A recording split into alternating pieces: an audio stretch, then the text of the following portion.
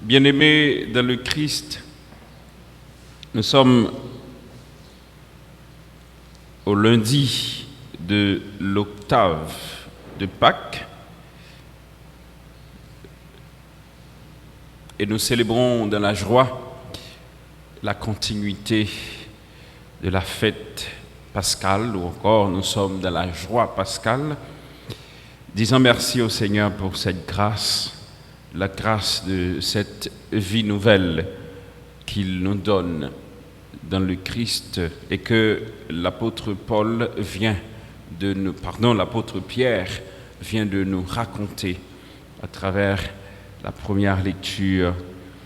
Pierre, devant la foule, tout de suite après la Pentecôte, témoigne de la grâce faite aux hommes par la mort et la résurrection du Fils de Dieu. Et nous célébrons aujourd'hui le Christ mort et ressuscité. C'est l'identité chrétienne, c'est notre foi, c'est notre appartenance à Dieu, à une communauté, à l'Église, mais aussi c'est notre vocation chrétienne. Le Christ attire à lui tous ceux qui acceptent de croire en sa mort et sa résurrection. La mort du Christ était tout simplement pour sauver une race, pour le relèvement de toute une race, pour le rachat de la race humaine, le rachat de l'homme pécheur, esclave du péché depuis nos grands-parents. La première lecture tirée du livre des Actes des Apôtres, écrit par Saint Luc, nous raconte qu'après la Pentecôte, Pierre, debout avec les 11 apôtres, et prit la parole pour dire que ce que Dieu a fait pour nous, les hommes, il dit d'une voix forte: vous qui êtes habitants de Judée, de la Transjordanie, de Jérusalem, voilà ce qui s'est arrivé à cet homme que vous avez crucifié, que vous avez humilié,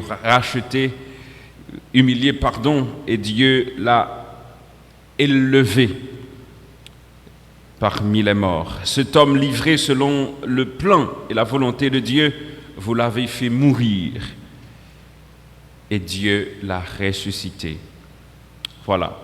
Maintenant, la résurrection du Christ que nous avons célébrée hier est pour chacun et chacune de nous une nouvelle expérience, une nouvelle vie dans le Seigneur. Il nous invite à nous tourner vers lui, il nous invite à le regarder, il nous invite à fixer notre regard sur le Christ mort et ressuscité, afin que nous ayons la vie. Vous et moi qui sommes aujourd'hui chrétiens, nous sommes invités à comprendre le sens et le pourquoi du sacrifice du Christ et comment nous devons nous comporter et pour expérimenter dans notre quotidien la grâce de la résurrection. Frères, au sujet de David, notre Père, dit l'apôtre Pierre, on peut vous dire avec assurance qu'il est mort, qu'il a été enterré. Mais il était prophète. Il savait que Dieu lui avait juré de faire asseoir sur son trône un de ses descendants. Il a vu descendre d'avance la résurrection du Christ. Il n'a pas été abandonné à la mort et sa chair n'a pas connu la corruption. Maintenant, l'évangéliste Matthieu nous raconte que ce que Pierre vient de nous dire dans la première lecture, c'est exactement ce qui s'est passé le jour de la Pâque. Et nous sommes encore au jour de la Pâque, raconte l'évangéliste de Matthieu, lorsque les femmes ont été au tombeau. Ils ont trouvé le tombeau vide. Elles ont trouvé le tombeau vide. À l'intérieur du tombeau, il y a eu 2 hommes, nous raconte l'Écriture, qui leur dit: le Christ, Jésus que vous cherchez, n'est pas parmi les morts. S'il n'est pas parmi les morts, il est ressuscité. S'il est ressuscité, c'est pour que vous et moi, on ait la vie. Maintenant, quel est le sens de cette vie pour moi aujourd'hui? Quel est le sens du sacrifice du Christ et sa résurrection? Comment je comprends cela? Comment je l'accepte? Comment je l'accueille?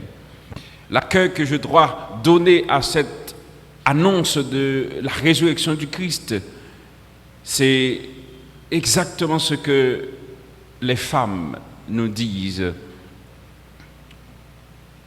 Toutes tremblantes, elles ne pouvaient pas comprendre, mais pourtant, elles étaient dans la joie. Normalement, la résurrection, ce n'est pas quelque chose de facile à comprendre.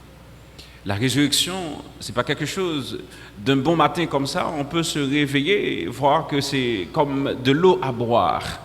Mais non, ce n'est pas comme le bonjour.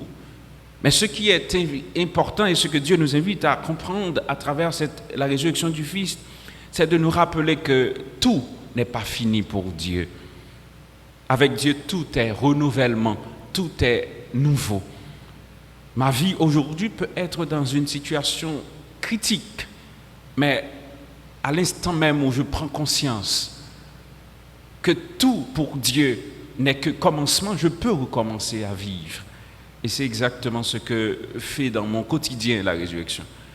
Le Seigneur nous invite à croire et à accepter que nous sommes pour lui, nous ne sommes pas pour nous-mêmes. Dieu peut agir comme bon lui semble dans mon quotidien, dans la vie de tout à nous chaque. Mais il faut aussi accepter que Dieu est l'auteur de tout ce qui existe. Il est à l'origine de tout. Il partage mon bien-être quotidien. Il m'invite à comprendre que dans mon quotidien, c'est lui le maître, c'est lui le roi.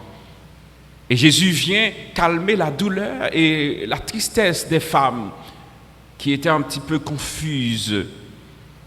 Elles coururent, dit l'Écriture, raconter aux disciples ce qui s'était passé. Mais chemin faisant, ils rencontrent Jésus. Elles rencontrent Jésus et les rencontrant, Jésus a apaisé un petit peu leur tristesse. Soyez sans crainte, dit le Seigneur. Allez annoncer à mes frères qu'ils doivent se rendre en Galilée. Galilée, c'est le lieu là où se trouve le cœur de l'annonce de l'Évangile. C'est là que le Seigneur a commencé à proclamer la bonne nouvelle. C'est le lieu de la résurrection, le lieu du nouveau départ. Mes sœurs, mes frères, le Seigneur vient nous aussi à notre rencontre aujourd'hui. Il voudrait bien nous rencontrer dans nos faiblesses. Il voudrait bien nous faire relever quand même, sortir de nos peurs, de ce que nous pouvons avoir comme crainte. Il t'a remis changer et transformer quotidien. Il t'a remis bonne force et courage. Il t'a remis armé de beaucoup de certitudes qui permettent que moi taper mon petit peu pour me dire tête moi écoute la situation dans laquelle je me suis retrouvé n'est pas la situation de bon chrétien. Ce ne devrait pas être la situation que même moi tu dois vivre comme monde. Et je suis peiné de voir à chaque fois, nous qui sommes chrétiens, nous sommes les premiers à abandonner, décourager quand la situation est difficile. C'est sûr, on est humain. L'humanité, l'hypothèse, le déçu. Mais laissez-moi vous dire une chose. Lorsqu'on croit au Seigneur, il faut savoir que dans les moments les plus durs de notre existence, la force et la puissance de Dieu est encore là pour nous relever. Mes sœurs, mes frères, demandons au Seigneur la grâce de recevoir le Christ ressuscité comme la force pouvant nous aider à prendre confiance de nous-mêmes, prendre confiance de ce que nous sommes pour Dieu, mais ça nous est pour l'autre, parce que le chrétien donne toujours le ton.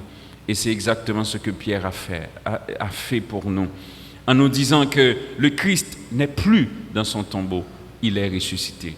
Alors nous autres, nous ne pouvons pas rester les bras croisés. Nous sommes invités à témoigner de cette grâce. Nous sommes invités à dire au monde que nous ne sommes pas pour la défaite. Le Christ a vaincu la mort. Il nous a donné la vie. Nous pas pour déception non plus. Certes, on peut rencontrer défaite et déception sur notre route, mais avec Dieu, nous sommes capables de sortir victorieux. Alors, levons-nous et croire que le Seigneur est avec nous.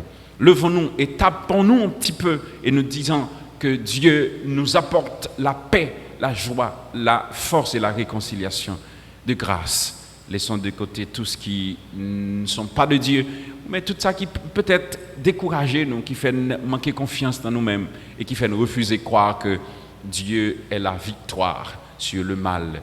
Et ce que le Christ nous apporte par sa résurrection, c'est de nous dire que désormais, nous pas perdu bataille que nous avons menée quand nous croyons en bon Dieu, quand nous marchons avec bon Dieu. À celui qui croit, Dieu accorde paix, grâce, miséricorde, mais surtout force et puissance.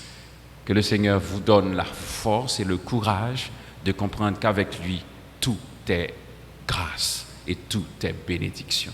Amen.